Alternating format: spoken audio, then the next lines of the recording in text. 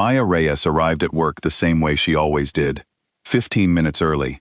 Coffee from the machine on the second floor, not the one in the break room. Scrubs pressed, hair pulled back so tight it looked painted on. She did not make conversation in the elevator. She did not stop at the nurse's station to talk about the weekend. She walked to her locker, opened it, closed it, and went to work. 11 years at St. Aurelius Medical Center. 11 years of the same locker, the same elevator, the same coffee. People had stopped trying to figure her out around year 3. By year 7, they had stopped noticing her altogether. Which was, if anyone had thought to ask her, exactly how she preferred it. Dr. Conrad Hale had been head of emergency medicine for 8 months, and in that time, he had developed strong opinions about everything: the scheduling software, the temperature of the department, the best way to run a trauma code, the people who were worth his attention, and the people who were not. He was tall, he was confident, he had the kind of voice that made other people's voices smaller without meaning to. When he walked into a room, people adjusted, their posture, their volume, their proximity to the door. He was not a bad doctor, that was the important thing to understand. He was a very good doctor, who had never once been asked to be anything other than the loudest person in the room. He did not notice Maya for the first 2 months. Then one morning he asked someone to hand him a chart, and Maya handed it to him before the sentence was finished, and he looked at her the way you look at a vending machine that gives you the wrong item, briefly, impatiently, and then never again. He catalogued her the way he catalogued all the nurses, support staff, competent probably, replaceable certainly. He moved on. The Tuesday it changed started with a construction accident 3 blocks away. A platform had collapsed on a building site. 3 workers came in, 1 critical, the kind of case where everyone moves fast and talks faster, and the whole department shifts into a higher gear all at once. Dr. Hale was at the center of it, the way he always was. Directing the team, calling out orders, processing information at speed. He was good in situations like this. The noise did not rattle him. The pressure made him sharper. He looked across the trauma bay and found Maya already setting up airway equipment. "Reyes," he said. "You're on airway." She did not look up. Already on it. He watched her for 1 second. Something about the way she worked. Not fast exactly, but perfectly efficient. No wasted motion. Like someone who had done this in worse conditions than these. Made him pause. Then the patient arrived and the pause ended. They saved the man. It took 40 minutes and several things going wrong before they went right. At the end of it, when the adrenaline was cooling and people were breathing normally again, one of the other nurses mentioned something in passing. "Maya did 2 tours," she said. "Trauma nurse embedded with a forward operating unit, Afghanistan." Dr. Hale was writing notes. He did not look up. "Nurses don't do combat medicine," he said. "They assist. That is a different skill set entirely." The words landed flat. Nobody agreed with him out loud. Nobody disagreed with him either. The comment sat in the middle of the room for a moment, and then everyone went back to work. Maya was already charting. If she heard it, nothing in her face or her hands suggested so. November arrived with cold air and long shifts. On a Friday evening, a SWAT operation on the other side of the neighborhood fell apart. The details came in fragments, the way they always do. A high-risk warrant, a door that had been wrong intelligence, 4 officers injured, 2 of them seriously, civilians caught at the edges of it, the whole thing still unresolved when the first ambulance pulled up. The department received them. What the department also received, somewhere in the noise of the first wave, was Commander Esteban Vargas. He walked through the automatic doors on his own. No visible injuries, full tactical gear, except for the helmet which he was carrying under his arm, like something he had forgotten he was holding. He was a large man, the kind of large that comes from 23 years of doing difficult things in dangerous places, and he walked with the posture of someone who was working very hard to keep walking. He sat down in a chair near the entrance to the trauma bay. Nobody had time for him. This is not a criticism. The floor was receiving casualties and everyone had a job. Commander Vargas understood this. He sat in his chair, and he watched his officers disappear through doors, and he did not ask for anything. He did not move for 11 minutes.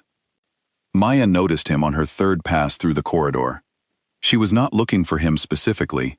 She was moving between patients, carrying a tray of supplies, doing the invisible work that nurses do, that keeps everything from quietly collapsing. But she glanced through the corridor, and she saw him sitting in that chair, and something in the way he was sitting, the particular stillness of a person who is very close to not being still at all, made her stop. She put the tray down at the station. She walked over. She did not approach him slowly, the way people approach someone they are worried about. She did not tilt her head or soften her face into the expression that says, "I am now going to take care of you." She just walked over and sat down in the empty chair beside him, as naturally as if the chair had always been hers. She did not speak. He did not speak. This went on for almost 3 minutes. Then something happened in Commander Vargas's chest. It was not dramatic. It was not the kind of thing that would have been visible from across the room. His jaw tightened. His hands came to his knees and pressed down, hard, the way you press down on something when you need it to stop moving. His knuckles went pale. Maya's hand came to rest on the back of his wrist. Not holding, not gripping, just weight. Just contact, the way you rest something solid on a surface that is shaking. "Breathe into your stomach," she said. Her voice was quiet and ordinary, the way you'd say "pass the salt." "Not your chest, like this." She did not demonstrate dramatically. She simply adjusted her own posture by a fraction, and her breathing changed in a way that was more felt than heard. He followed it, without deciding to follow it. That was the strange part, he would think later. He had not made a choice. His body had simply recognized something and gone toward it. In and out, slow, the knuckles softened, the jaw released by degrees. "My guys," he said, just that. "I know," she said. "I made the call. I know." She did not tell him it was not his fault. She did not tell him it would be okay. She did not offer him anything that required the future to hold itself together on his behalf. She just sat there, and breathed, and let him be exactly as broken as he was. After a few minutes, she said, "The two who are critical, they're with good people. The best we have." He nodded. "You can ask someone for an update in about 20 minutes, she said. "Before that, the answers will just be guesses, and guesses will be worse for you than not knowing." He looked at her then, really looked. "How do you know that?" he said. She met his eyes. "I've been in rooms where the waiting was the hardest part," she said. "I've had to learn when to push and when to sit still." He didn't ask which rooms. He understood somehow that she was not talking about hospital corridors. Dr. Hale was coming back from the supply corridor when he saw it. He almost walked past. He was running through a medication question in his head, moving with purpose, the way he always moved. Then something in his peripheral vision made him slow. He saw Maya sitting with Commander Vargas. He stopped. He watched her hand on the man's wrist. He watched the man's shoulders, which had been drawn up somewhere near his ears, come down, slowly, visibly, by perhaps an inch. He watched Maya say something, 3 words, and saw the commander exhale through his nose, in the specific way that means something has released, that you did not know you were holding. Dr. Hale had a medical education that had cost him a great deal of money, and a great many years. He had studied crisis intervention, psychological first aid, the physiological mechanics of acute stress response. He had read the literature. He had passed the examinations. He was watching someone do, without effort and without theater, something that he was not sure he could have done on his best day. He stood in the corridor for a long time. Nobody asked him why he was standing still. The floor was too busy for that. He stood there and he watched, and by the time he moved on, something had shifted in the particular way he held himself. It was not dramatic. It was not visible, but it was real. Commander Vargas asked for her name before he left. She told him, plain as anything. He took a pen from the front pocket of his tactical vest and wrote it on his forearm, the way soldiers used to mark things they could not afford to lose.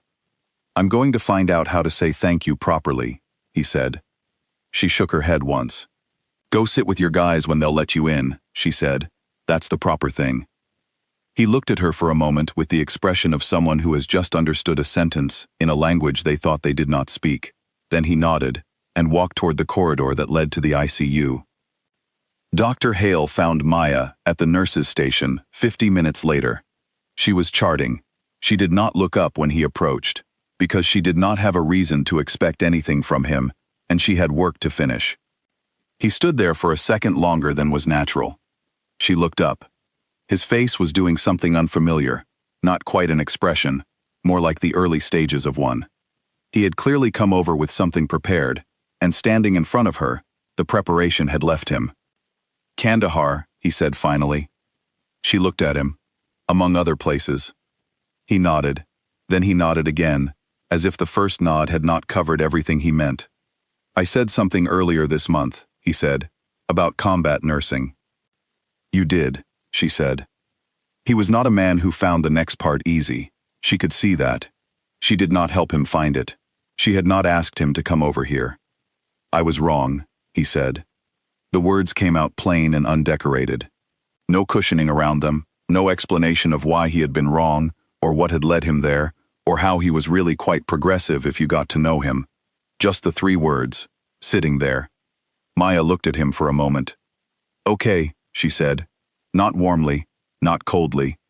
Just as a piece of information received and filed. He blinked. He had probably expected something more. Forgiveness, or absolution, or at least a conversation that let him finish arriving at whatever destination he had been walking toward. She had already looked back at her chart. He stood there for one more second, in the space where the ceiling he had installed used to be. Then he said goodnight and walked away. At the end of her shift, Maya sat in the locker room and untied her shoes. She did this the same way she did everything, without ceremony, without performance. She folded her scrubs, she put on her regular clothes. She sat for a moment with her hands in her lap, which was a thing she allowed herself to do at the end of hard shifts. Just one moment, just sitting. She thought about Commander Vargas and his pen and his forearm, and the way his shoulders had come down. She thought about the particular feeling of sitting next to someone who is drowning in plain sight, in a dry room, while the world moves around them. She knew that feeling from the inside. She had been inside it in places that smelled like dust and diesel, and something worse underneath. Places where the waiting was the only thing left to do, and doing it well was all you had. She had learned, in those places, that quiet was not the same as emptiness. That sitting still next to someone was not the same as doing nothing. That the most precise instrument she had was not the tray of equipment, or the medication chart, or the IV line, but the ability to be present, fully, steadily, without needing anything back, in the worst moments of someone else's life. Nobody had taught her that in school. She tied her regular shoes. She stood up, closed her locker, and walked out into the corridor. The elevator came quickly. The night air outside was cold and clear. The street was mostly empty, just a few people moving through the orange light of the lamps, going wherever people go at the end of things. Maya walked to her car. She drove home the same way she always did, the long way, through the quiet streets, with the radio off. And the city, for once, had the good sense to let her.